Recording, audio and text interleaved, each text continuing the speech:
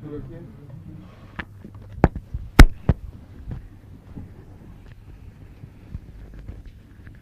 صاحب تشریف لے آئے. ڈاکٹر گل محمد صاحب, کل میں ان کے جو عالمانہ مضمون ہے ان کا اس پر میں کچھ گفتگو کر رہا تھا, اس کو ختم کر کے پھر باقی باتوں کی طرف لوٹیں گے. پھر ان کو اس بات سے اختلاف ہے کہ نیڈل واپسی سے کینسر کو کسی قسم کا بھی کوئی پھیلنے کا خطرہ ہوتا ہے, لیکن میرے تجربے میں ہے, ہمارے پاس یہاں لندن میں ہی ایک خاتون تھیں جن کو بریسٹ کا میں کینسر کا شبہ تھا, گٹھلی تھی, اور وہ گھبرا گئیں اس پر. میں تو کہا کرتا ہوں کہ پہلے آپ کچھ عرصہ وہ ہومیوپیتھک علاج کر لیں, اگر وہ اس کے نتیجے میں ہٹ جائے تو ٹھیک ہے, اگر پھیلتی رہے تو پھر ضرور جائیں ڈاکٹر کے پاس. تو زیادہ پینک میں آ کے جو چلی گئی, اس نے جو پرک کیا بایوپسی کی خاطر, تو اتنی شدید تکلیف درد ہوئی ہے کہ وہ قریباً حواس کھو بیٹھی, اور اس کے بعد پھر اس تیزی سے کینسر بڑھا ہے کہ کسی طرح قابو نہیں آیا, اور پھر انہوں نے آپریشن کیا, اور آپریشن کے کچھ دیر کے بعد فوت ہو گئی. تو یہ جو خیال ہے, یہ تو ماہرین ہیں دونوں ماشاءاللہ چوٹی کے, ان کا انکار تو ممکن نہیں, مگر چونکہ ان کا فن ہے اس لیے یہ بینیفٹ آف ڈاؤٹ دیتے ہوں گے اپنے آپ کو, کیونکہ انہوں نے واپسی کرنی ہے اور سمجھتے ہیں بہت ضروری ہے. اور ایسے کیسز کے لیے کوئی اور ان کی ذہن میں وجہ ہوگی, میکینزم جس کی وجہ سے ہو جاتا ہے, لیکن اکثر بایوپسی میں نہیں ہوتا, یہ درست ہے. اگر میں نے یہ کہا تھا کہ اکثر بایوپسیز میں ہو جاتا ہے, یعنی پرکس میں, تو غلط ہے یہ بات. میرے ذہن میں یہی ایک کیس خاص طور پہ تھا, اس کے علاوہ اور بھی باہر کے کیسز, لندن کا تو ایک کیس ہے قطعی طور پر, لیکن جو کہ جس کثرت سے بایوپسی ہوتی ہے, خاص طور پر عورتوں کے جو اس کی رحم کی گردن کی بایوپسی ہوتی ہے, اس کے نتیجے میں کبھی بھی مجھے علم نہیں ہوا کہ پھیلا ہوا ہو. تو منحصر ہے یہ کس قسم کی بایوپسی کس صورت میں کی جا رہی ہے. ہو سکتا ہے ڈاکٹر کی بے احتیاطی کی وجہ سے بھی وہ اتنا ظالمانہ پرک ہو یا گہرا کٹاؤ آ جائے کہ اس کی وجہ سے کینسر کو تھریٹ ہو جائے. ایک احتمال ہے بہرحال, لیکن اس کے نتیجے میں بایوپسی کو روکا نہیں جا سکتا, کیونکہ دوسرا احتمال زیادہ ہے کہ کینسر کا پتہ ہی نہ چلے اور وہ پھیلتا چلا جائے. ہاں, میرا خیال تھا باہر جا کرتی ہیں اس وقت. تو ایک تو یہ بات بتانی تھی کہ ان کی طرف سے اس میں کہتے ہیں, مگر بڑے احتیاط سے لکھا ہوا ہے, in many cases it has been proven without a doubt that the needle biopsy or surgery does not help spread cancer. Biopsy کے متعلق یہ کہتے ہیں نا, یہ تو مجھے اتفاق ہے کہ بایوپسی میں وہ رد عمل نہیں ہوتا جو سرجری میں ہوتا ہے. اگلی بات, ان ماہرین سے معذرت کے ساتھ میں ان سے اتفاق نہیں کر سکتا کہ سرجری سے اسپریڈ کو کوئی نہیں ہوتا. مجھے نہیں پتا کہ یہ کاپی بک مٹیریل کی بات کر رہے ہیں اس وقت یا لیٹسٹ ریسرچ کی. جو لیٹسٹ ریسرچ میں نے آپ کے سامنے رکھی تھی وہ بالکل آخری حرف ہے اس وقت تک. اس میں وہ کہتے ہیں کہ سرجری سے پہلے ہی کینسر اپنی شاخیں پھیلا چکا ہوتا ہے. ایک جب اپنی بلوغت کے قریب پہنچتا ہے یا ایک خاص جگہ مقام پر جب وہ پہنچ جاتا ہے تو وہ اپنی شاخیں اپنے بیج پھیلا دیتا ہے. ان کو سپریس کرنے کے لیے خود وہ مادہ نکالتا ہے جو ان کو سپریس رکھتا ہے, اور خود اس سے وہ افیکٹڈ نہیں ہوتا, اس کا کاؤنٹر اس کے پاس ہے. اور جب وہ مرنے کا لگے یا مرنے کا خطرہ ہو اس کو کہ مجھے نکال کے باہر پھینکیں گے, تو وہ ریلیز کرنا بند کر دیتا ہے اس مادے کو. تو یہ بہت ہی کمپلیکیٹڈ قصہ ہے. میرے پاس مضمون ہے اصل، لیکن چونکہ اس کی ٹیکنیکلٹیز زیادہ تھیں اس لیے میں نے آپ کو پڑھ کے سنایا نہیں. مگر میں ان کو ایک کاپی ڈھونڈ رہا ہوں، انہوں نے کہیں رکھ دیا ادھر ادھر. میں انشاءاللہ ان کو کاپی بھیجوں گا تاکہ اس کو پڑھ کے پھر تبصرہ کریں اس بارے میں. سرجری سے رد عمل کے متعلق تو مجھے ایک ذرہ بھی شک نہیں ہے. بے شمار ایسے کیسز ہیں جن میں یہ کوئی اور عذر ڈھونڈ لیتے ہیں ڈاکٹر کہ اس وجہ سے ہوا ہے، لیکن رکتا نہیں معاملہ. خود لاس اینجلیس میں ہمارے الیاس کے بیٹے کا معاملہ تھا. مسلسل اسپیشلسٹ اس کو یہی کہتے رہے کہ یہ ہم نے گھیرے میں لے لیا ہے، اب جب اس کو ماریں گے اور ختم کریں گے تو کوئی امکان نہیں ہے اس کا کہیں اور دکھائی دینے کا. اور سارے انہوں نے امتحان لے لیے اور میں آخر وقت تک ان کو یہ کہتا رہا کہ یہ غلط ہے. پھر انہوں نے واضح طور پر کہا کہ اس کا سیکنڈری اگر ظاہر ہو سکتا ہے تو لنگز میں ہو سکتا ہے، دماغ میں نہیں ہو سکتا، یعنی ہماری نون سائنس کے لحاظ سے. میں نے پھر اصرار سے ان کو کہا کہ یہ غلط ہے، کیونکہ میرا تجربہ یہ ہے کہ کینسر جو اس کا فلسفہ میں سمجھتا ہوں، کینسر کسی جگہ بھی اپنے آپ کو ابھار سکتا ہے، اور یہ بھی ضروری نہیں کہ وہ اسی کے بیج منتقل ہوئے ہوں. جو مزاج کی کمزوری ہے یا مزاج کی بغاوت، دبانے کے مزاج کی کمزوری یا ابھرنے والے مزاج کی بغاوت، یہ بنیادی طور پر سارے جسم سے تعلق رکھنے والی چیز ہے. اور اگر کینسر اس ٹائپ کا باغی ہو جو ان کے علم کے مطابق بڑے وائلنٹ ریئیکشنز کیا کرتے ہیں، تو وہ محدود نہیں رہتا لنگز میں. اس بچے کو لنگز کی حفاظت کے لیے میں پہلے ہی دوائی دے رہا تھا، کیونکہ یہ جو میٹاسٹاسس ہے لنگز کی طرف، اس میں خدا کے فضل سے ہومیوپیتھی میں اچھی دوائیں ہیں. اگر کوئی زیادہ کیموتھراپی وہ نہ کرے یا لنگز پہ سرجری نہ ہوئی ہو تو وہ اس کو روک دیتی ہیں. اور جب یہ بڑا آپریشن ہوا اور انہوں نے خوب کامیابی کہہ دی کہ ہاں بالکل ٹھیک ہو گیا، مبارک ہو، اب تو اس کے کچھ دیر کے بعد دماغ میں ورم ہوئی اور درد شروع ہوئی. اور انہوں نے پوچھا کہ یہ کیا ہے، تو کہتے یہ پیپ ہوگی، کینسر تو نہیں ہو سکتا.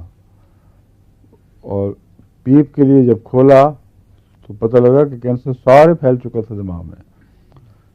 تو اس لیے یہ ان دونوں ماہرین کا میرے دل میں بہت احترام ہے، مگر ہومیوپیتھک جو میرے شاگرد ہیں ان کو میں سچی بات ہی کہوں گا جو میرے تجربے میں ہے.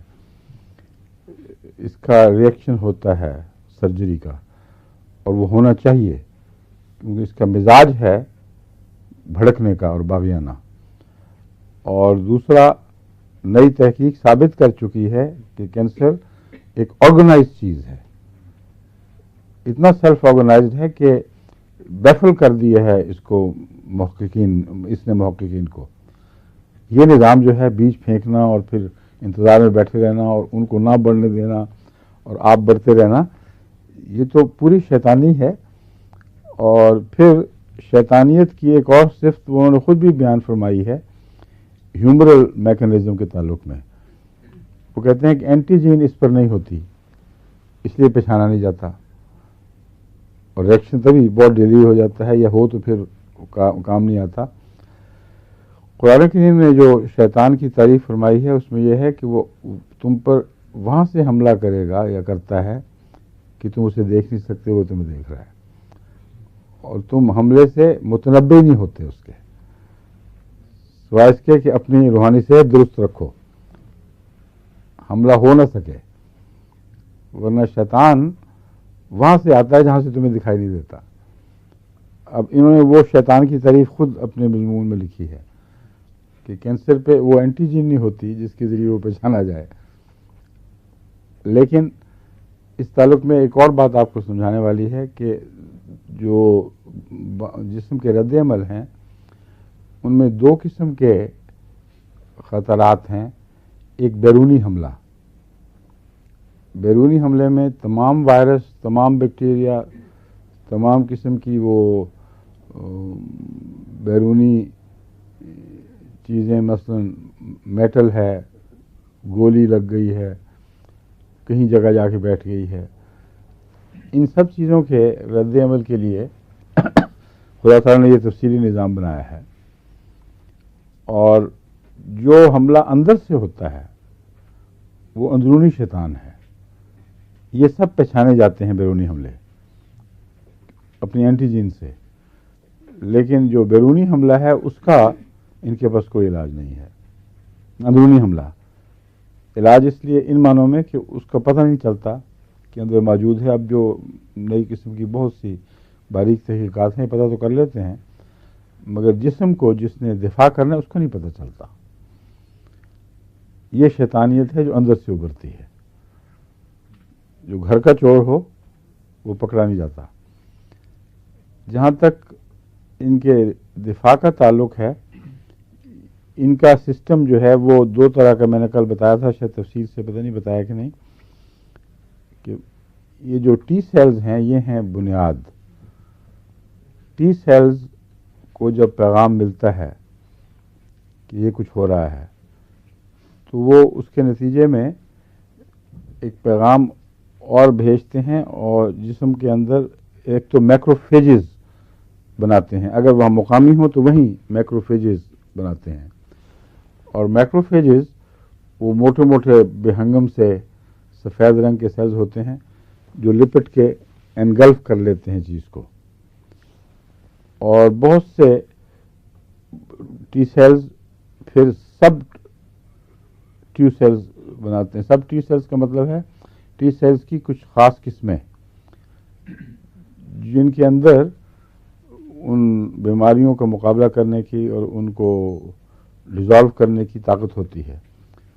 وہ اس طرح براہ راست ڈیزالو نہیں کرتے بلکہ ایک کیمیکل ریئیکشن ریلیز کر دیتے ہیں. جو کیمیکل ریئیکشن اس بیرونی چیز کو جو اندر بیٹھی ہوئی ہے اس کو کھا جاتا ہے اور خود اس دور میں خود بھی جیسا کہ میں بیان کیا تھا اس میں ختم ہو جاتے ہیں. اس میں جو بھی سیلز ہیں ٹی سیلز وہ سپریسو ٹی سیلز بناتے ہیں جو اینٹیجن سپریسرز ہوتے ہیں. اور اس کے نتیجے میں پھر ارد گرد جو سوزش اور جو ہنگامہ برپا ہو جاتا ہے مقامی طور پر یہ سارا لوکلائزڈ ہے. اور جو دوسرا سسٹم ہے وہ بہت ہی زیادہ کمپلیکیٹڈ ہے اور اس لحاظ سے کوئی بھی ایوولوشن کا نظریہ اس کی توجہ نہیں کر سکتا، اس کی وجہ جواز پیش نہیں کر سکتا. اتنا گہرا کیمیکل علم چاہیے اس کے لیے اور اتنی کمانڈ ہونی چاہیے آرگنائز کرنے والے کو کہ ان سیلز کے اندر یہ طاقت رکھے کہ تم جب فلاں کیمیکل آئے گی تو تم نے یہ رد عمل دکھانا ہے، پھر تم نے فلاں جگہ پیغام بھیجنا ہے، اس نے آگے یہ کیمیکلز بنانی ہیں اور ہر چیز کے لیے الگ الگ کیمیکل بنانے کی ضرورت پڑے گی. ہر چیز کے لیے الگ قسم کے ٹی سیلز بنانے کی ضرورت پڑے گی، دوسرے میسنجر سیلز، سپریسر سیلز. تو بہت ہی کمپلیکیٹڈ نظام ہے. اسی لیے میں نے کل نظریہ پیش کیا تھا کہ میرے خیال میں بعید نہیں کہ ایوولوشن کے سفر کا تمام جو ان کا تجربہ ہے زندگی کا وہ زندگی میں محفوظ کر دیا گیا ہو. اور جہاں نئی قسم کے حملے نئے پیدا ہوئے ہیں وہاں افراتفری بڑھ جاتی ہے. اور اس بات کا ثبوت کہ یہ نظریہ قابل قبول ہے یعنی قابل غور ہے یہ ہے کہ جو بچے ماؤں کے دودھ سے وہ اینٹی باڈیز نہیں لیتے جو ماؤں کے دودھ میں ملتی ہیں اور وہ دوسرے دودھوں میں نہیں ہوتی، اس حصے میں ان کی کمزوری رہ جاتی ہے اور ان کو جسم کو اس کا مقابلہ نہیں آتا. تو ماں کا دودھ بہترین غذا ہے. اس وجہ سے آرٹیفیشلی جاپنیز نے اپنے دودھ میں وہ چیزیں شامل کرنے کی کوشش کی، لیکن میں نے آرٹیکل وہ پڑھا ہے جاپان کے متعلق، وہ تسلیم کرتے ہیں کہ باوجود اس کے ہم وہ نہیں بنا سکے. کہتے ہیں ناممکن ہے کہ ماں کے دودھ کی غالباً 50 اینٹی جینز اس کو ورثے میں دودھ سے بھی ملتی ہیں، کچھ تو خون میں ہوتی ہیں اور اینٹی باڈیز، غلطی سے میں اینٹیجین کہہ رہا ہوں، اینٹی باڈیز. اور وہ ٹپیکل اینٹی باڈیز ہیں جو بچے کی ابتدائی ضروریات کے لیے کافی ہونی چاہیے. ان میں سے کچھ کم ہوتی ہیں کسی دودھ میں، کچھ کم ہوتی ہیں کسی اور دودھ میں. اور جو مصنوعی دودھ بناتے ہیں ان میں وہ لازماً 50 کی 50 نہیں ہوتی، کافی کم. لیکن اب جو مصنوعی طریقے سے بنا کے داخل کر رہے ہیں اس کے باوجود وہ کمپنیاں خود تسلیم کرتی ہیں کہ یہ مکمل نہیں ہے. تو جو اینٹی باڈی ورثے میں مل گئی ہے وہ بہت زیادہ مؤثر اور فوری جوابی کارروائی کے لیے تیار ہے. جو ملی ہی نہیں، جو ہمیشہ ماں سے ہی ملتی ہے، دوسرے ذریعے سے نہیں ملتی، اس میں اس بچے کی کمزوری ہمیشہ ساری عمر رہے گی اس حصے میں. تو اس لیے میں سمجھتا ہوں کہ اینٹی باڈیز مختلف وقتوں میں بنی ہیں ساری زندگی میں، جو 1 ارب سال کا سفر ہے. اور اللہ تعالیٰ نے وہ نظام یادداشت کو، جس کو قرآن کریم میں بیان کرتا ہے کہ مٹ نہیں سکتا پھر کبھی، اس کو وہاں خدا تعالیٰ نے جگہ جگہ جہاں جہاں بھی اس کے ڈیزائن میں ٹھیک فٹ بیٹھتا تھا وہاں وہ نقش کر دیا ہے. اور جب وہاں پیغام ملتے ہیں تو پھر وہ رد عمل شروع ہو کر تو وہ سارا کارخانہ چل پڑتا ہے. 1 لاکھ سے اوپر امکانی اینٹی باڈیز بنانے کی اندر صلاحیتیں نقش ہیں. یہ تو عام جو ڈاکٹر ہے وہ اس کو علم ہونا چاہیے، ہوگا، تسلیم کرنا پڑتا سب کو کہ 1 لاکھ سے اوپر قسم کی اینٹی باڈیز جو بنی ہوئی نہیں ہیں مگر ان کے بننے کا امکان موجود ہے. اور جو امکان موجود نہیں ہے وہ جسم نہیں بنا سکتا. تو وہ ڈیزائن کیوں ہوا آخر ایسا؟ جب تک انسان کی مستقبل کی ضرورتیں اللہ تعالیٰ کے علم میں ہیں، جو وہ پیش نظر ہو کر رکھ کر اتنے امکانات جو اپنے ساتھ ایک احتمال کا مطالبہ کرتے ہیں، یعنی وہ تمام خطرات جو انسانی زندگی کو آئندہ سے بیرونی حملوں سے یا اندرونی حملوں سے درپیش ہونے تھے، ان کا جواب خدا تعالیٰ نے اندر لکھ رکھا ہے. اس تک پہنچنا 2 طریق سے ہے. ایک یہ کہ صحت کامل ہو، اور جانوروں میں کسی ہومیوپیتھی کی ضرورت اکثر پیش نہیں آتی. مگر وہ جانور جو پالتو جانور ہیں ان میں زیادہ امکان ہے اس بات کا کہ ان کی صحت گر جائے، کیونکہ ان کو خوراک بھی وہ نہیں ملتی جو قدرتی ہے، ورزش بھی وہ نہیں ملتی جو قدرتی ہے. اور ان میں اگر کوئی بیماریاں پھیلتی ہیں تو انسان ویسے بھی ان کو ٹیکے ویکے تو نہیں لگا سکتا. وہ ایک طبی نظام ہے کسی جانور کو کم کرنے کا، کسی کو بڑھانے کا، وہ اپنے طور پر جاری ہے. ہم اس میں دخل نہیں دے سکتے، نہ ہمیں علم ہے کہ کیسے چل رہا ہے. لیکن مرغیوں میں اور پالتو جانوروں میں، بھینسوں میں، گاؤں میں، بھیڑ بکریوں میں جتنی بیماریاں ہیں ان میں بہت سی ایسی ہیں، اکثر تو نہیں مگر بہت سی ایسی ہیں جن کا ہومیوپیتھک علاج دریافت ہو چکا ہے. کچھ کا میں نے اپنے تجربے سے معلوم کیا ہے، اور وہ تیر بہدف کی طرح کام کرتا ہے. اس لیے جو دوسرے علماء ڈاکٹر ہیں ان کے علم کی برتری فضیلت اپنی جگہ، مگر یہ تجربہ کہ ایک بھینس کو ایک دوا ہمیشہ کام دے اور ایسی جگہ بھی کام دے جہاں ان کی دوائیں ناکام ہیں، مثلا سینگ کا کینسر ہے، ایک ہی خوراک ٹھیک کر دے اور جب ہو ہر ایک کو ٹھیک کرے. یعنی میرے علم میں ابھی تک ناکامی ہو سکتا ہے، ناکامی ہوگی، یہ تو غلط بات ہوگی کہ میں یہ کہوں کہ ناممکن ہے کہ وہ دوائی ناکام ہو. دوائی کے ناکام ہونے کی بہت سی وجوہات ہو سکتی ہیں. یہ بھی ہو سکتا ہے کہ اس کی اندرونی اکانومی خراب ہو گئی ہو، اس مرتبے تک پہنچ چکی ہو بیماری کہ اس کو رد عمل نہ ہو سکتا ہو. کچھ اور ایسی چیزیں اس کو مل رہی ہیں پوائزنس، جو اس کی خوراک میں یا فضا میں یا پانی میں، کہ جس کی وجہ سے وہ اس کو دوائی کام نہ کرے. لیکن اتنا بڑا انسیڈنس اس کی شفا کا ملنا کسی قیمت پر بھی اتفاق کی طرف منسوب نہیں ہو سکتا. افارا جو پیٹ کا بندھن ہے اس کے میں پہلے بھی مثالیں دے چکا ہوں، اور بھی بہت سی ایسی دوائیں ہیں. اس لیے میں یہ بتانا چاہتا ہوں کہ یہ جو خیال ہے کہ اینٹی باڈیز کو جو ہم متحرک کرتے ہیں یہ بالکل ویسے ہی ہے جیسے ایلوپیتھک میں ہے، یہ درست نہیں ہے. اینٹی باڈیز کو معین پیغام ملنا ضروری ہے، اور وہ میں نے کہا تھا ہر امکان کے مقابلے پہ ایک احتمال ہے. اگر آپ کو اس احتمال کا علم ہو جائے جس کی وجہ سے خدا تعالیٰ نے وہ امکان پیدا کر رکھا ہے اور جسم میں محفوظ کیا ہے، تو وہ احتمال اگر ہلکی مقدار طاقت میں دیا جائے تو وہ اینٹی باڈیز کو جگا دے گا اور خود نقصان نہیں پہنچا سکے گا. یہ خلاصہ ہے ہومیوپیتھی کے نظام کے عمل کا، لیکن ہوتا امیون سسٹم کے ذریعے ہے. لیکن امیون سسٹم ہر جگہ اس طرح کام نہیں کرتا کہ اینٹیجن لگی ہو اور اس کے اوپر وہ جا کے حملہ کرے. نہ اس قسم کے ٹی سیلز کام کرتے ہیں جس کا ایک اور نظام بھی ہے. ایسی فورن باڈیز جو زندگی کا حصہ نہیں ہیں، مثلا لوہے کا ٹکڑا ہے، گولی ہے، کوئی چاقو ہے، کوئی سپلنٹر، کوئی شیشہ ہے. اب یہ تو ایک دھاتوں کی قسم کی چیزیں ہیں جو زندگی کا حصہ نہیں ہیں.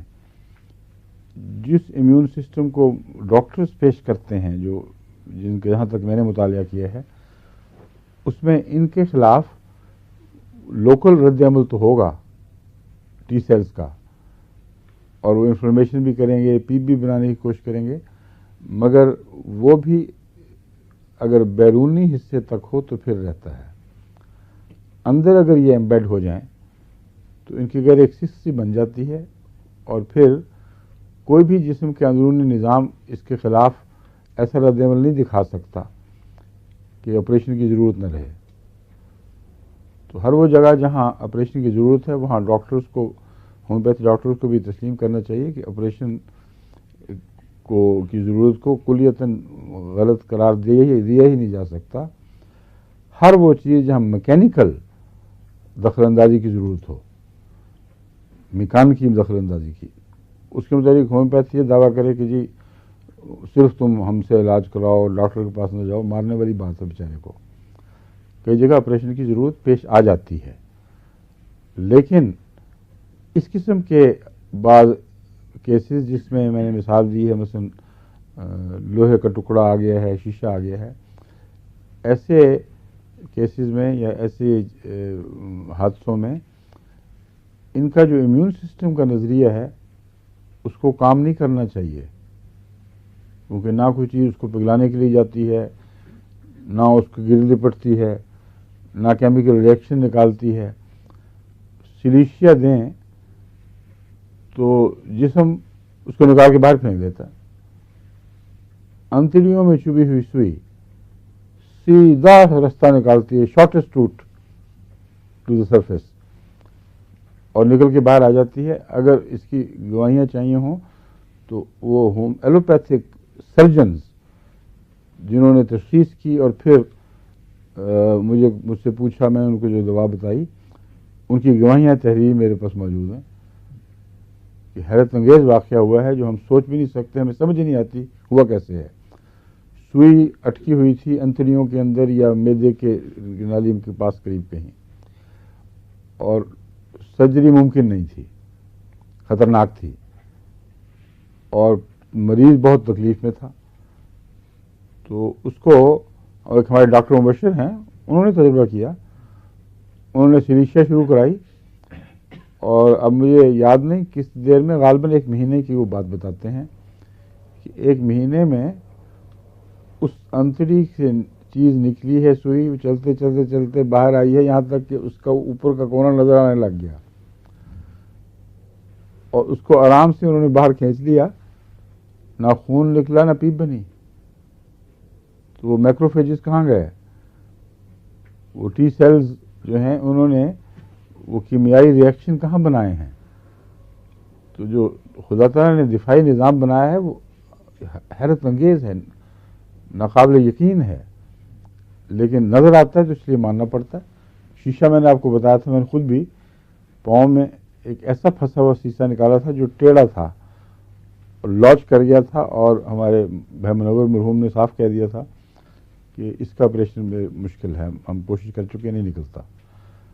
اور اس میں بھی غالباً 3 یا 4 ہفتے کے اندر وہ آرام سے اور شیشہ یوں ہوتا ہوا الٹتا ہوا جس طرح کانٹا مچھلی کے منہ سے نکالتے ہیں، اس طرح خود وہ الٹا ہے اور اچھل کے باہر آ کر تو دکھائی دینے لگ گیا کافی. میں نے کہا تھا اس کو کہنا زمین پہ پاؤں نہیں رکھنے، لیٹی رہے سر سے میں. تو پھر ماں نے آرام سے پکڑ کے اس کو نکال کے باہر کر دیا اور پلیٹ میں مجھے تحفہ بھجوایا کہ یہ بڑی خوفناک شیشہ تھا. وہ جو کونے کا ٹکڑا ہوتا ہے نا شیشے کا، گلاس کا یا بوتل کا، وہ اندر جا کے یوں لاج ہو گیا تھا کہ باہر کی طرف یوں تھا، وہ یوں.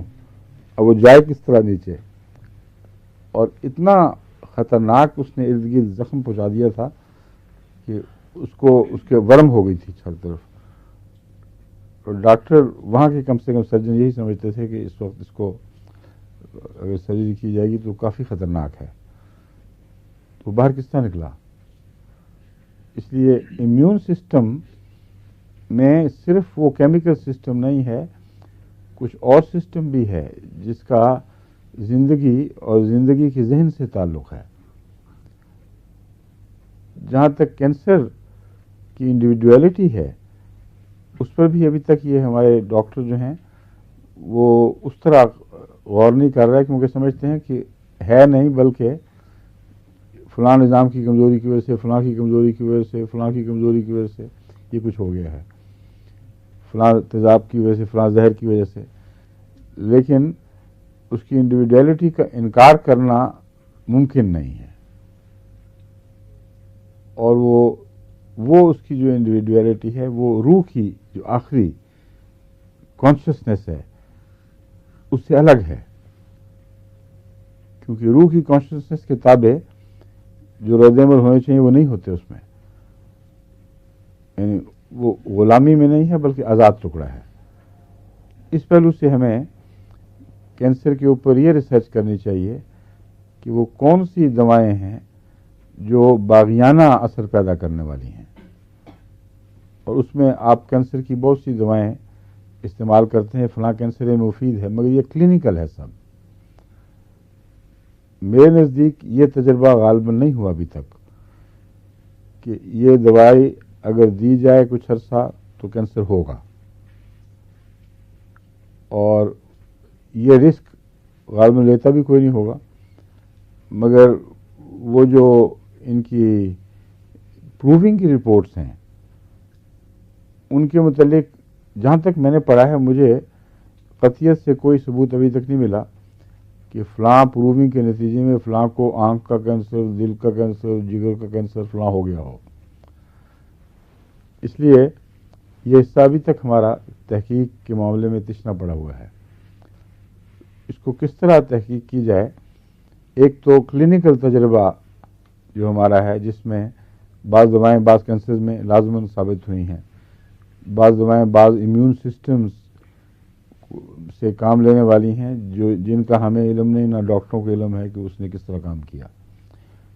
مثلا سلیشیا ہے، سلیشیا بعض کینسر کے کیسز میں بھی خدا کے فضل سے ایک ہی ڈوز کارآمد ہوئی کہ بالکل اس کا نشان مٹ گیا. وہی جو گریک لڑکی ہے اس کا خط انگریزی میں ترجمہ ٹھیک نہیں ہوا تھا، میں نے انگریزی میں دوبارہ پڑھا ہے، تو وہ یہ لکھتی ہے کہ آپ نے ایک صرف خوراک میرے منہ میں ڈالی تھی بس، اور کہا تھا کہ اب جاؤ تم اللہ کے حوالے، اور دعا میں کر رہا ہوں، اور خدا کے فضل سے مجھے دعا کے وقت احساس ہوا ہے کہ تم ٹھیک ہو جاؤ گی. کہتی آپ نے وہ پہلے ہوا تھا، خواب اس کو بعد میں آئی ہے، اور اسی رات پھر خواب میں اس نے دیکھا تو پھر اس کو تسلی ہوئی اور خواب کے نتیجے میں بیعت کی، اور اس کا کوئی نام و نشان بھی نہیں رہا. اب سلیشیا کو پروسٹیٹ کے کینسر میں نے خود دیکھا ہے کہ سنگل ڈوز اس طرح نشان مٹا دیتی ہے کچھ وجود ہی نہیں رہتا. بعض دفعہ ایڈز میں جو ریپیٹڈ تجربے ہوئے ہیں اب وہاں میں مختلف ملکوں میں، امریکہ میں مختلف شہروں میں ہوئے ہیں، مگر افریقہ میں غانا میں باقاعدہ میڈیکل جو ایکسپرٹس ہیں اس کے، ان کی مدد کے ساتھ بھی کیے ہیں تجربے.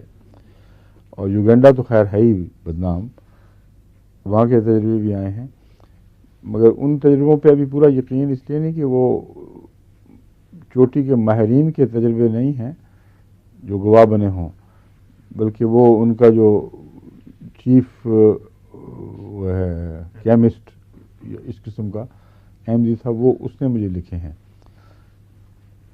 تو ناکامی بھی ہوئی ہے، وہ بھی اس نے ذکر کیا ہے اتنے کیسز، اتنے معاملات میں، مگر جو ہوئے ہیں وہ حیرت انگیز ہیں. ایکٹیو ایڈز تھی وہ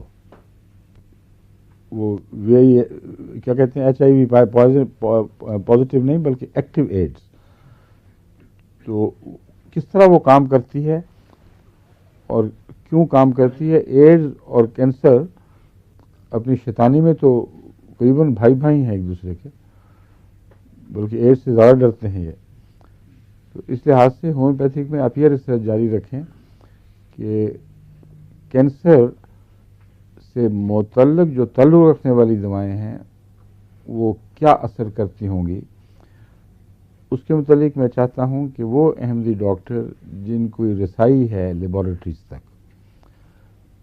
یا وہ ہومیوپیتھ ڈاکٹر، یا وہ ایلوپیتھک احمدی ڈاکٹرز جن کو اب خدا کے فضل سے یہ ہومیوپیتھک لیکچر سن کر شناسائی ہو گئی ہے، وہ جب بھی کوئی دوا دیں تو اس کے کیمیکل ٹیسٹ پہلے کروائیں، فل کیمیکل ٹیسٹ، اور ہومیوپیتھک دوا دینے کے بعد پھر کیمیکل ٹیسٹ کروائیں، تاکہ جن کیسز میں یقینی فائدہ ہوا ہے ہمیں پتہ تو لگے کہ اندر ہوا کیا ہے.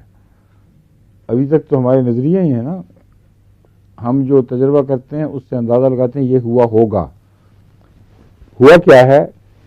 یہ تجربے کم ہوئے ہیں بہت، اور جو فرینچ سائنٹسٹ تھا ایک نوبل لاریٹ، اس نے کیے تھے، مگر وہ بھی چونکہ ذاتی طور پہ علم نہیں تھا ہومیوپیتھی کا، اس لیے محدود طور پہ کیے گئے، لیکن تبدیلیاں اس نے نوٹ کی ہیں. وہ بایو کیمسٹری میں غالباً نوبل لاریٹ تھا، اور اس کے جو تجربے ہیں اس کا انکار نہیں کر سکتے ڈاکٹر، نتائج کا کرتے ہیں، کیونکہ وہی دوائی اندھا دھند دوسرے مریضوں کو دی اور کہا اس میں کچھ بھی نہیں ہوا. اور سوال یہ ہومیوپیتھی میں تو سسٹم کام ہی نہیں کرتا. جس مریض اس کے ساتھ ایک ہومیوپیتھ لگا ہوا تھا، وہ تشخیص کر کے دوائی دیتا تھا اور پھر یہ تجربے کرتا تھا کہ اس پر اثر ہوا کہ نہیں. تو اس دوائی کا نام چونکہ اس نے لکھ دیا، بعض جگہ ایلوپیتھ نے جو مخالفانہ رنگ رکھتے تھے انہوں نے اسی دوائی کو دیا اور مریضوں میں کام نہیں کیا، اعلان کر دیا کہ بالکل جھوٹ ہے. حالانکہ کوئی جھوٹ کا سوال نہیں، وہ بہت ہی چوٹی کا سائنسدان اور باوقار آدمی ہے. اس لیے ہمیں یہ تجربے کرنے چاہیے. یہ ہے ساری بحث کا خلاصہ جو آخر پہ میں آپ کے سامنے رکھنا چاہتا ہوں کہ ہم اب تک یہ کہتے ہیں جی فلاں ہو گیا ٹھیک، فلاں ٹھیک ہو گیا. اب وہ ٹکڑا جو دبا ہوا سلیشیا نکالتی ہے وہ کیا کرتی ہے اندر؟ سلیشیا میں ہم نے یہ بھی دیکھا کہ وہ فلیریسس کیا کہتے ہیں، ہاں، اس کا جو دھاگا ہے بے شمار لمبا، اس کو پانی بنا دیتی ہے، بالکل پگھل جاتا ہے، اور پگھل کے پھر وہ سوراخ سے ذرا سا اس کو ذرا پک نظر آتا ہے کہ ابھی کچھ بھر گیا ہے، پک کریں تو سارا بہہ کے باہر آ جائے گا. اور وہ کیسے پگھلاتی ہے، کس قسم کے اس نے میکروفیجز یا اور چیزیں یا ٹی سیل کے ذریعے اس کے پلازما میں اینٹی باڈیز بنائی ہیں. یہ جو ٹی سیل کے یعنی جو ریئیکشن ہے نا اینٹی باڈیز کے، اس میں سلسلہ چلتا ہے. ٹی سیل پہلے آرڈر بھیجتے ہیں بی سیلز بنانے کے لیے، بی سیلز جب بنتے ہیں تو وہ ایک اور آرڈر کرتے ہیں، وہ پلازما میں antibody cells specific cells بناتے ہیں، اور وہ اسپیسیفک سیلز بینے ہی لاک ہونے والے ہوتے ہیں، جیسے کہ میں نے اس پہ جا کے لاک ہوتے ہیں. وہ آگے پھر کیمیکلز شروع کر دیتی ہیں بنانے، اور وہ کیمیکلز مینوفیکچر ہو رہی ہیں یا اکٹھی ہو رہی ہیں کہیں سے، جو بھی صورت ہے. اب یہ کارخانہ اندھا دھند کیسے ہو گیا ہے؟ اندھا ہوگا جو مانے اس بات کو. اتنی ہائی مائنیوٹ آرگنائزیشن ہے اور اتنا گہرا نو ہاؤ، اتنا زیادہ کیمیکلز کا علم، ان کے بنانے کا علم، ان کی تاثیروں کا علم، یہ خود بنا کے اندر نہیں ڈال سکتے وہ کیمیکلز. اتنا ایڈوانس کر چکے ہیں، کسی کا ریئیکشن ہو کام کرے نہ کرے، یہ خود کو نہیں کر لیتے، ویسی وہی کیمیکل جو اس کو ڈیزالو کر دے فوراً، اور ایک ڈراپ کیا ختم ہو گیا. علم ہی نہیں کہ اس کیمیکلز ہیں کس قسم کی، اور ہر چیز کے لیے الگ الگ بننی ضروری ہے، ورنہ وہ پلازما میں جو سیل بنتے ہیں اینٹی باڈیز کے، وہ ہر جگہ اسی طرح کام کریں، ہر ایک کے لیے الگ بنتا ہے اور ہر ایک کی رسپانس میں الگ کیمیکل بنتی ہے. ناقابل یقین چیز ہے، حیرت انگیز. تو ریسرچ کر کے ہمیں یہ کوشش کرنی چاہیے کہ جو اندر کھاتے ہو رہا ہے اس کو پتہ کریں کیا ہو رہا ہے.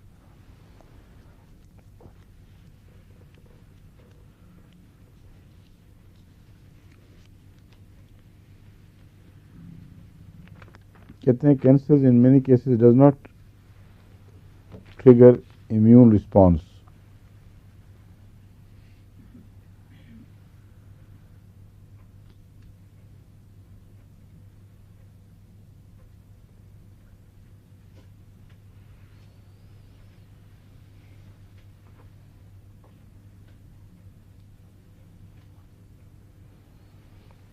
یہ کہتے ہیں the most important aspect among the factors for cancer development and spread, which they refer to me, I have discussed, is the role of subconsciousness, brain and physiological change.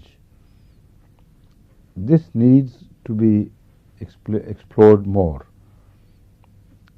یہ ٹھیک ہے، مگر انہوں نے لفظ برین استعمال کیا ہے جس سے مجھے اتفاق نہیں ہے.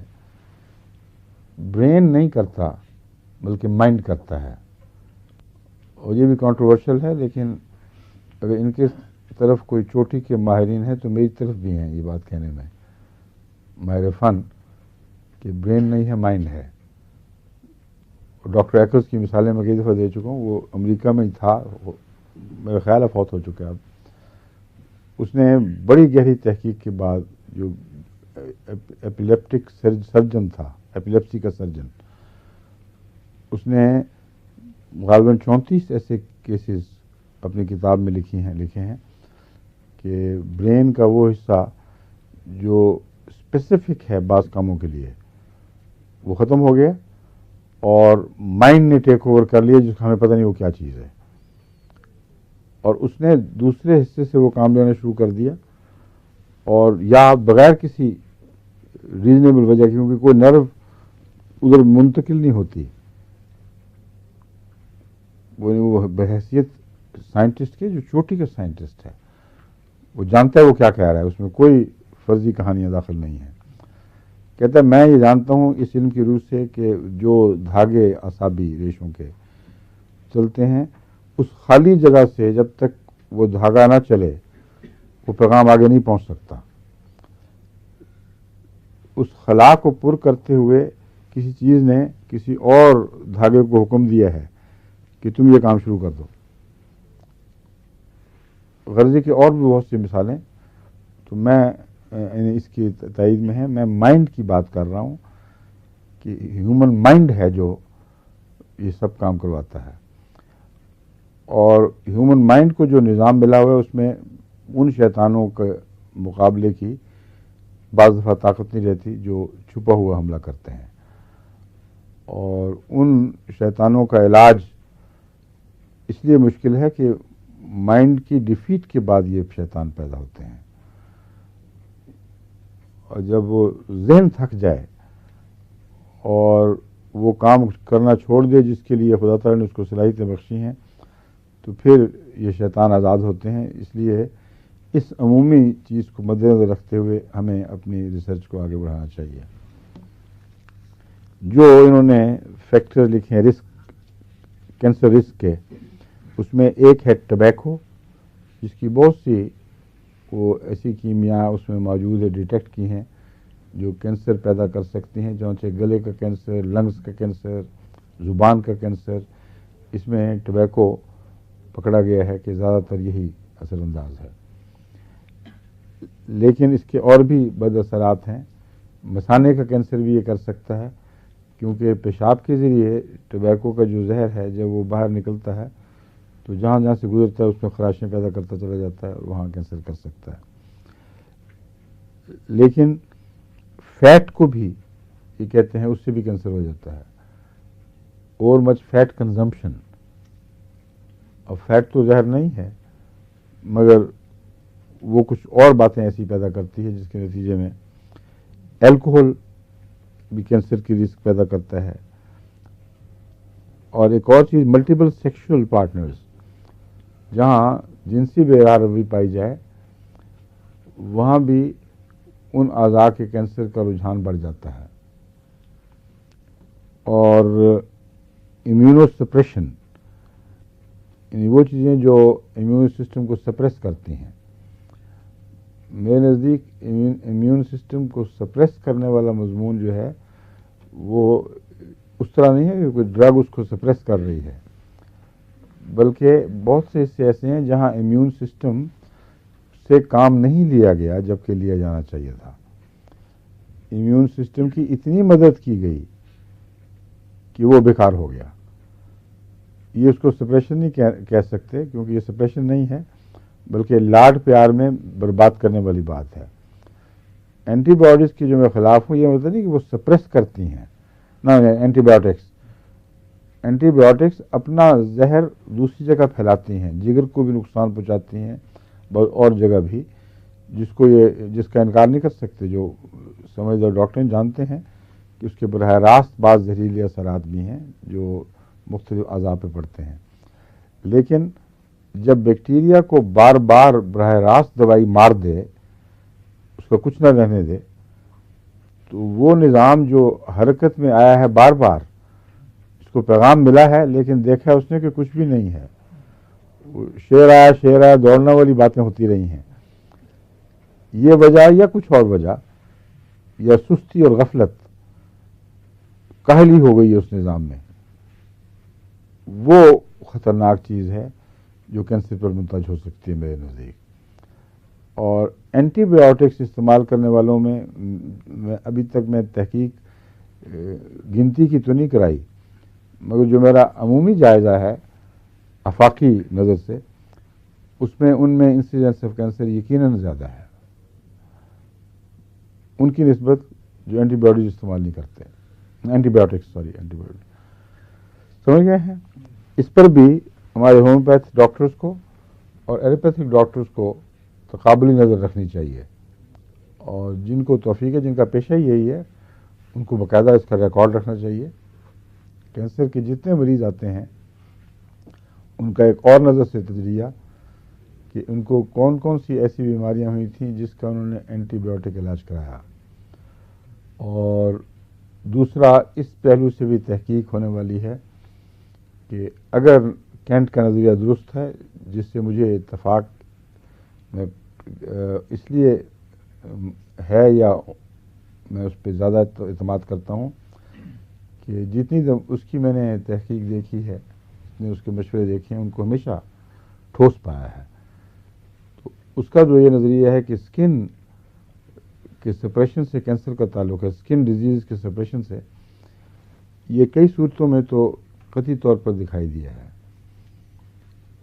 ہمارے ڈاکٹر سعید صاحب مرحوم، ان کے متعلق میں نے پتہ کرایا کہ آپ مجھے بچپن کی ہسٹری اپنی بتائیں کہ آپ کو اسکن ٹربل کب ہوئی تھی اور اس کا سپریشن ہوا تھا کہ نہیں. تو انہوں نے جو بتائی یہ کہانی وہ بہت خطرناک ہے. ان کو آرسنک کھلایا گیا ہے بہت، اور اس کو سپریس کرنے کے لیے کچھ دیر کے لیے ان کو آرام ملتا رہا، اور اس کے بعد اس نے کام نہیں کیا اور پھر ایک دم سارے جسم پہ پھیل گئی. لیکن آرسنک پوائزن خود اتنی خطرناک چیز ہے کہ اس کے نتیجے میں کئی اور بیماریاں رفتہ رفتہ ڈیولپ ہو سکتی ہیں. اور بھی ایک جو چیزیں مجھے اس وقت یاد نہیں، مگر انہوں نے بتائی تھی کہ یہ طریقہ تھا ان کا باپچی ہے اور چیزیں، جو اس کو وہ جو آرسنک کا بھی جو کمپاؤنڈ تھا، زبان پہ تھوک لگا کے حل کر کے تو پھر وہاں رگڑتے تھے. تو اینٹی اسکن ڈیزیز جتنی بھی میجرز ہیں ان میں احتیاط کرنی چاہیے. اور ایک چیز تو جو کئی دفعہ تجربے میں آ چکی ہے میرے، کہ جن کو سورائسس ہو، جو بڑی ضدی تکلیف ہے اور ہر جگہ ابھار نکلتے ہیں، خالی شربت کی بدزیب بڑا معلوم ہوتا ہے، جب بھی سپریس ہوا ہے وہ سیلولر کیا کہتے ہیں کولائٹس جو ہوتا ہے بڑا خطرناک، السریٹیو کولائٹس ہو جاتا ہے. اور ابھی یہاں ہمارا ایک احمدی ہے نوجوان، اس کو میں نے سمجھایا تھا، میں نے کہا سپریس نہ کراؤ. وہ مڈل ایسٹ گیا سپریس کروانے کی خاطر، کیونکہ وہاں انہوں نے کہا تھا کہ یہ فلاں جگہ فلاں ریڈیشن سے یہ علاج ہو رہا ہے، اور بالکل ٹھیک. واپس آ کے جو ٹھیک ہو گیا، مگر السریٹیو کولائٹس بڑا خطرناک ہو گیا. میں کہا میں پہلے ہی آپ کو کہا تھا یہ ہو جانا ہے، اور اب میں دوا دیتا ہوں تو یہ آپ کو دوبارہ ہوگا، پھر اسکن کا دوبارہ ہو گیا اور وہاں آرام آ گیا، یا کسی حد تک بہت حد تک آرام آ گیا. ابھی 100% مجھے پتہ نہیں، لیکن اس کا آرام آنا تھا کہ اسکن کی طرف یعنی جلد کی طرف دوبارہ منتقل ہو گئی وہ بیماری.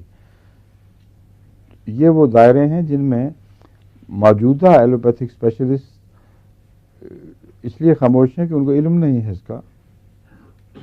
بعض جو شرفاء ہیں وہ مخالفت نہیں کرتے، کہتے ہیں ٹھیک ہے تم کری جاؤ اپنا کام، لیکن سمجھتے بھی نہیں. لیکن ایویڈنس اتنا اسٹرانگ ہے کہ اس کا یعنی اس کے حق میں گواہی کی اس کا انکار نہیں ہو سکتا. تو یہ بھی ایک ہے جو امیونو سپریشن جس کو کہتے ہیں. میں یہ بتا رہا تھا آپ کو کہ اس کی بعض قسمیں ایسی ہیں جو سپریشن نہیں کہلائیں گی، بلکہ لاڈ پیار میں بگاڑنا ہے ان کا، اور جو ڈس یوز کے نتیجے میں ہر چیز مرنا شروع ہو جاتی ہے.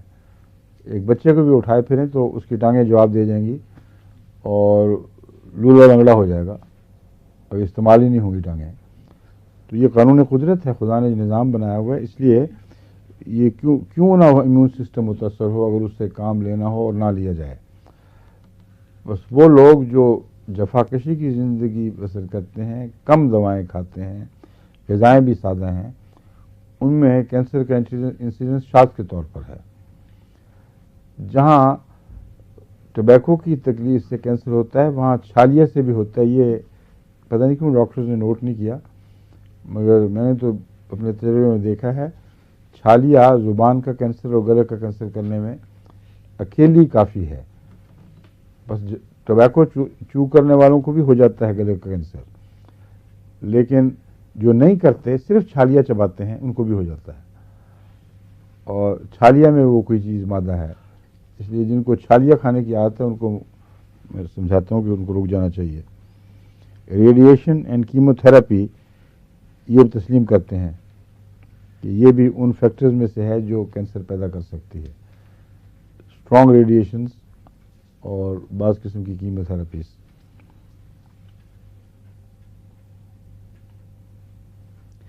آگے تفصیل ہے کہ ٹبیکو کس طرح کرتا ہے، فیٹ کنزمپشن کس طرح کرتی ہے الکوہل سے. یہ بڑا ہی عالمانہ مضمون ہے ان کا، مگر اس کی تفصیل بیان کرنے کی ضرورت نہیں ہے. ریڈیشن اور کیمو تھراپی سے کیا ہوتا ہے وہ کہتے ہیں یہ ان پیجز میں ہم نے جو تاثرات تھے بلا کم و کاست بیان کر دیے ہیں.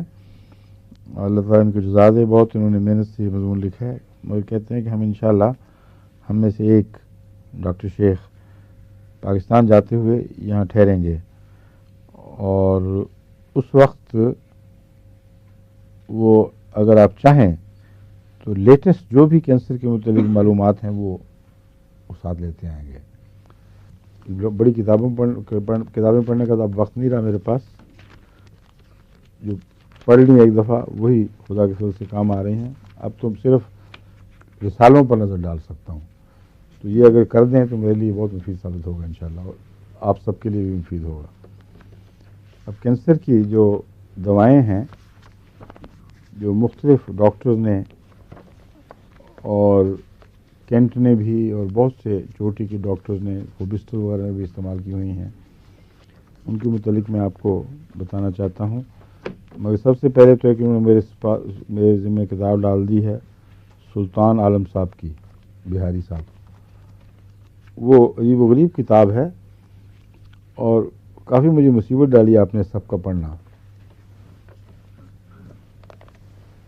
ساری بحثوں کے بعد جب وہ پھر دوائیں تجویز کرتے ہیں تو اتنا ہی کنفیوژن رہتا ہے، کوئی معین شناخت نہیں پتہ چلتی کہ فلاں دوائی کہاں کام کرے گی. اور جو علاج ہے وہ آپ نے تجربے کرنے ہیں. اب اس پہ انہوں نے ایک سسٹم کیا ہے بہاری ٹیسٹ، اور اس پر ان کا بہت زور ہے کہ تم پوٹینسیوں میں جو خام خواہ مصیبت میں مبتلا رہتے ہو تو بہاری ٹیسٹ کیوں نہیں کر لیتے. بہاری ٹیسٹ کے لیے انہوں نے ہنیمن کی 2 آرٹیکلز کوٹ کیے ہوئے ہیں. اس آرٹیکل میں یہ اور اس آرٹیکل میں یہ. آرٹیکل سے مراد دفعہ، اور اس الہی کتاب کی یہ دفعہ میں یہ بات موجود ہے، اور اس وجہ سے کسی کی مجال نہیں ہومیوپیتھ کا انکار کر سکے. وہ بہاری ٹیسٹ ایک ان کا اپنا اسپیشل ہے، اور ایک آرٹیکل کے نتیجے میں ایک اور ٹیسٹ ہے. وہ کہتے ہیں جو ہومیوپیتھک نے یہ معلوم کرنا ہے کون سی پوٹینسیاں دوں، تو سیدھی بات ہے وہ اس کی گولیاں لے مختلف پوٹینسی کی، اور مریض کے انگوٹھے اور اس کی انگلی کے درمیان وہ گولیاں ٹکا کے بند کرے، اور وہ اس سے پوچھو کہ اوپر اور نیچے گرمی کی لہر دوڑی ہے کہ نہیں. اگر گرمی کی لہر دوڑ جائے تو یہ وہی پوٹینسی ہے. اب وہ پوٹینسیاں شروع کرنی ہیں کہاں سے؟ 1x سے شروع کرنی ہے اور 1 لاکھ تک پہنچنا ہے. یہ کیا ہے؟ انا للہ و انا الیہ راجعون. اور اس کا اصل علاج یہ ہے کہ ہمارے جو یہاں ڈسپنسری ہے وہ تجربہ شروع کر دیں اور نوٹ کریں. لیکن یہ جب بند ہو جائے گی نا چیز، پھر میں آپ کو ایک بات بتاؤں گا، اس کے مطابق تجربہ کرنا ہے، پلاسیبو کا تجربہ بھی کرنا ہے. تو پھر مجھے بتائیں کہ کتنے مریضوں نے اول تو انگوٹھوں کے گولیاں رکھنی قبول کی تھیں جنہوں نے کر لی. لیکن اس کے بعد جو اگلا ہے نا وہ تو ماسٹر پیس ہے ان کا. وہ کہتے ہیں now comes the Bihari test. Bihari test یہ ہے کہ کسی کا بال اکھیڑو احتیاط سے کہ اس کی نیچے کی حدود بھی ساتھ اکھڑ جائے، اور اس کو ایک طرف رکھ کے اس بال کو ہومیوپیتھک دوائی لگا دو، کوئی پوٹینسی، گولیاں باری باری. اور وہ جو انگوٹھا ٹیسٹ ہے، انگوٹھا انگلی ٹیسٹ، اس کی بجائے اس بال کے اوپر باری باری لگاؤ، پوچھو کہ گرمی محسوس ہوئی کہ نہیں کچھ. اور کہتا ہے ایسا عظیم شان ٹیسٹ ہے، جب صحیح پوٹینسی آئے گی اس کو کہے مجھے گرمی لگ رہی ہے، ایسا ہے اس کے انتظار میں ویسے ہی گھبراہٹ شروع ہو جائے، اس سے بھی گرمی لگتی ہے بعض دفعہ. اب کو سوچے کوئی ہومیوپیتھ اس مصیبت میں مبتلا ہو سکتا ہے کہ 200 پوٹینسی پہ پہنچنا ہے اس نے، یا 1 لاکھ تک پہنچنا ہے، تو اتنے میں اس کے بال کا غضور ہی سوکھ جائے گا. اور ہر گولی جو لگے گی اس کا اثر رہ گیا وہاں، دوسری گولی جو لگے گی وہ بھی کچھ اپنا اثر دکھائے گی. تو ہو سکتا ہے کہ اس بال کا حشر بھی گر چکا ہو بیچارے کا جب تک آپ 30 پوٹینسی تک پہنچے ہیں. مگر ویسے قابل ڈاکٹر لگتے ہیں، انہوں نے کافی تحقیق کی ہوئی ہے، ان کا مذاق نہیں اڑا رہا. مگر ہمارے ہومیوپیتھ اس رحج پہ چل پڑتے ہیں بیچارے. جو ناممکن چیزوں پہ یقین آنا شروع ہو جائے تو پھر کہتے ہیں ہر ناممکن پہ کیوں نہ کر لو. یہ ناممکن مان گئے، وہ ناممکن مان گئے، تو اس ناممکن کو کیوں نہیں مانتے. یہ مولویوں والی ذہنیت ہے. وہ ہمیں کہتے ہیں کہ عیسیٰ علیہ السلام بن باپ کے پیدا ہوئے تھے، ہم کہتے ہوئے تھے. اگر یہ ناممکن ہے تو آسمان پہ کیوں نہیں جا سکتے. تو یہ آسمان پہ جانے والا ٹیسٹ ہے. اس پہ نہ آپ جائیں. مگر جو میں نے ٹیسٹ آپ کو کہنا ہے میں بتاؤں گا کس طرح کرنا ہے. انہوں نے جو دوائیں تجویز کیوں ہی ہیں ان میں اب میں وہ بات کرتا ہوں، وہ تو ان کے تجربے کی باتیں ہیں، کافی قابل اور تجربہ کار ڈاکٹر لگتے ہیں. لیکن دل چاہتا ہے کہ ان کے مریض جن پر انہوں نے پوٹینسیاں ٹیسٹ کی تھی ان کا حال کسی دن پتہ کیا جائے کیا حال ہے آپ کا. ٹھیک ہے؟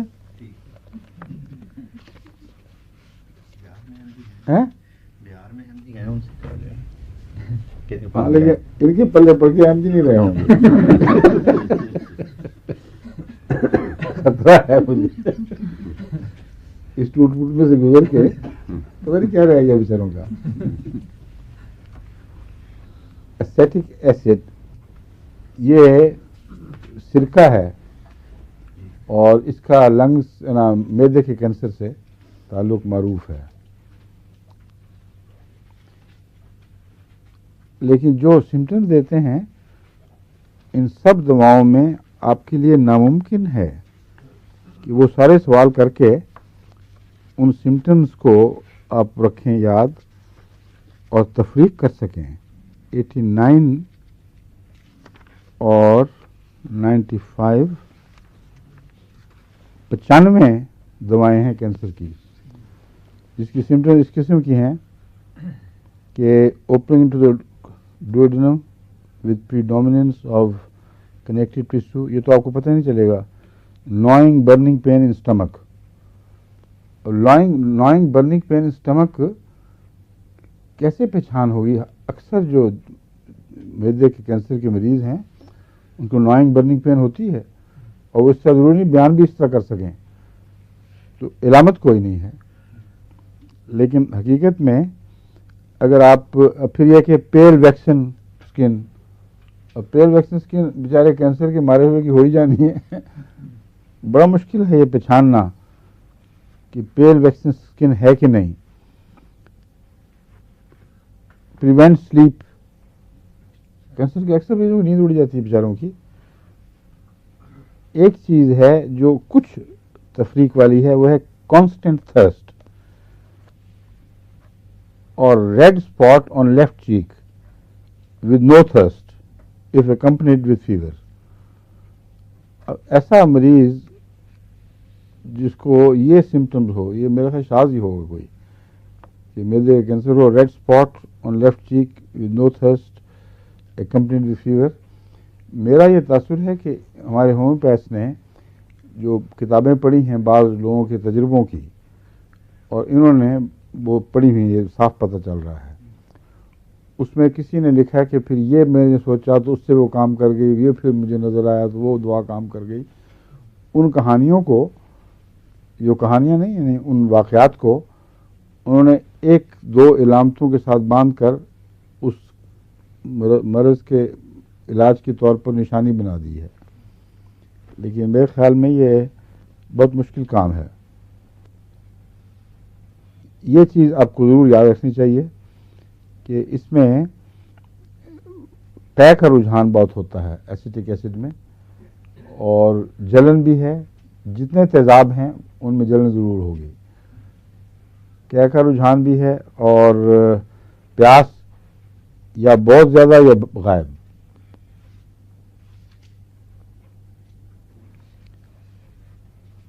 اور جسم میں متورم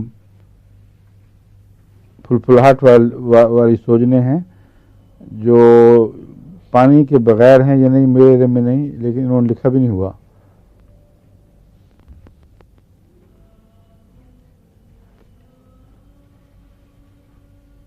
اور ڈراپسی آف لوور ایکسٹریمیٹیز آگے میں بھی لکھا ہوا ہے پتہ نہیں ہے کہ نہیں ہے. ایک چیز ایک نقطہ بہت اچھا ہے کہ اگر سرجیکل شاک کے بعد اینستھیزیا دیا گیا اور پروسٹیشن ہو جائے اس میں ایسیٹک ایسڈ اچھا کام کرتی ہے. اور کون کون سی ہیں؟ اسٹرانشیم کارب ہے, کاربو ویج ہے, ایسیٹک ایسڈ کو بھی اس میں آپ شمار کر لیں.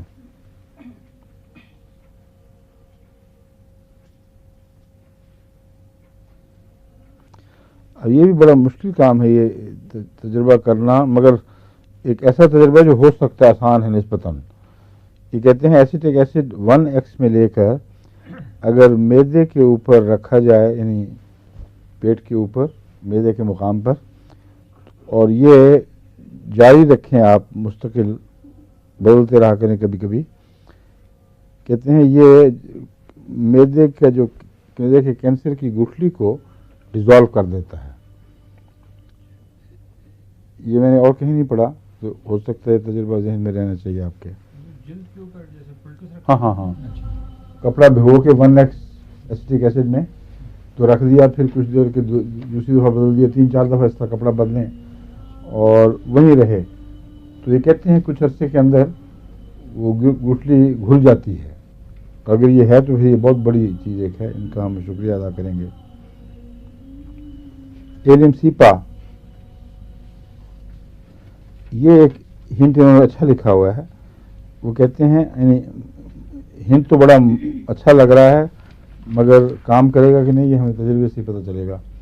کہتے ہیں اگر السرز ہوں ایڑی میں, جس میں جو یا فرکشن شو کی فرکشن سے وہ اس کی سکن پہ ایسے علامتیں ظاہر ہوں جو گویا کہ گینگرین ہونے والی ہے, یہ کینسر بن رہا ہے, اس میں کہتے ہیں ایلیم سیپا بہت اچھا ہے.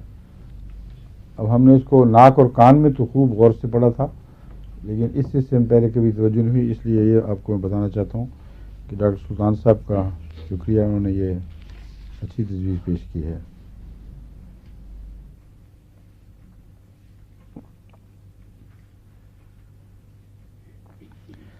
پنجنٹ flat ulcers with white discharges, یہ جتنے بھی فلیٹ ulcers ہوتے ہیں وائٹ ڈسچارجز ہی ہوتے ہیں اکثر ان کے, اس میں ایمونیم کارب اسی علامت پر صرف اگر دینی ہے تو بے شک دیں. اور انگسترا کا لکھا ہے کہ flat and eating into the bones, ankle joints کے السرز اور اسپائنل کیریز, یہ بھی ایک خطرناک بیماری ہے جس کے نتیجے میں جسم رہ جاتے ہیں, وہ کبڑے ہو جاتے ہیں لوگ, اور درد بھی بہت ہوتی ہے جب وہ بیٹھتی ہیں ہڈیاں. تو اس کے لیے کہتے ہیں کہ اینگسٹرا اسپائنل کیریز میں بہت مفید دوا ہے.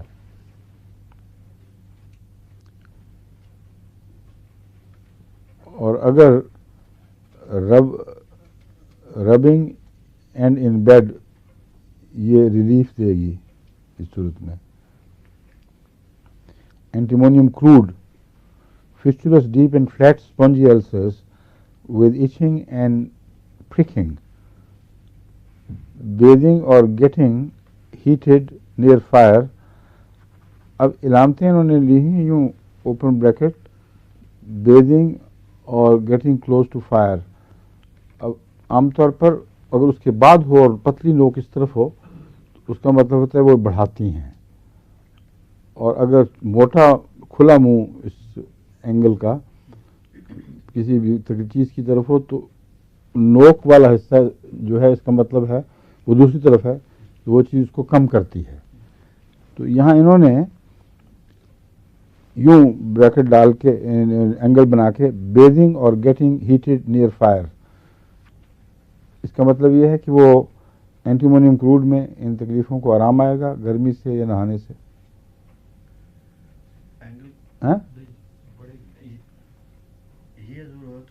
کم ہوتا ہے, یہ بڑھتا ہے, یہ بڑھ رہا ہے.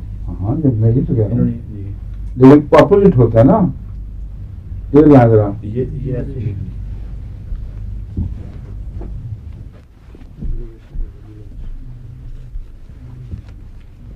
اگر میں یہ لکھوں سلیپ اور یہ ہو نیند, تو اس کا مطلب نیند سے ہی دوا برد بڑھے گا.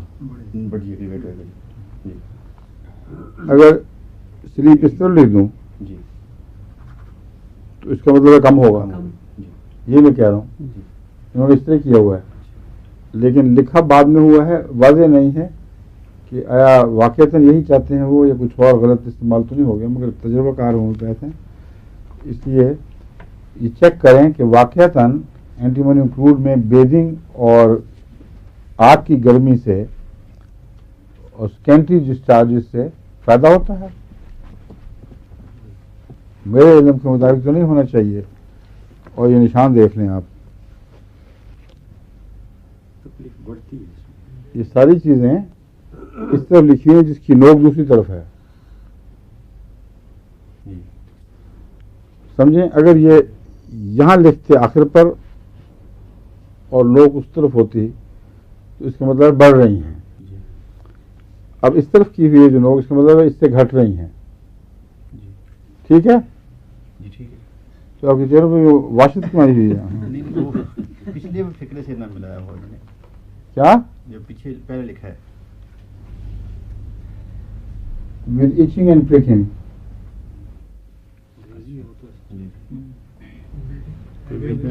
itching اور pricking سے بیدنگ بڑھ جاتی ہے.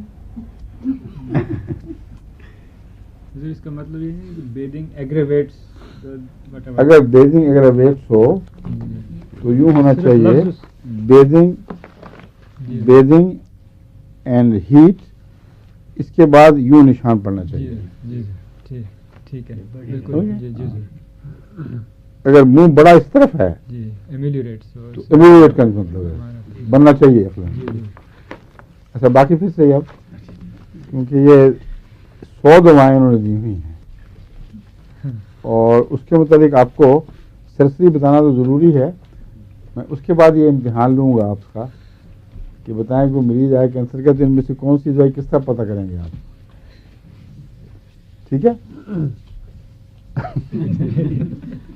ڈاکٹر صاحب سے امتحان شروع کریں گے. آپ لوگ تو کویکس ہیں نا ڈاکٹر صاحب تو ماہر پانا. السلام علیکم.